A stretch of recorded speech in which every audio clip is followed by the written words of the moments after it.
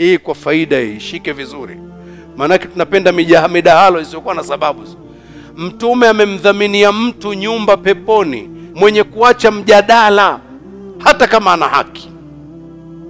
Ukaona itazaa nini hii sasa hivi? Tunabishania nini? Maana nitamwambia hivi na atasema bwana imwache bwana.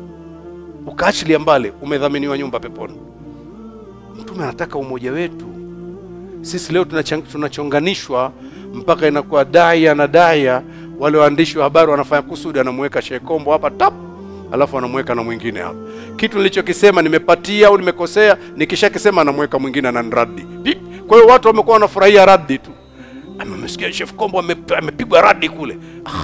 Mwisho itakuwa nini sijui, atamvua haitonyesha tena. Radi mpaka tumekufilia mbali wote. Tuwe makini. Tunatakiwa miamala iwe mizuri. Tunabishana kitu gani? Kama kitu mimi sijakijua nielimishe, na kama hujakijua nitakuelimisha. Tuelimishane tu basi. Nini kufanyana fujo?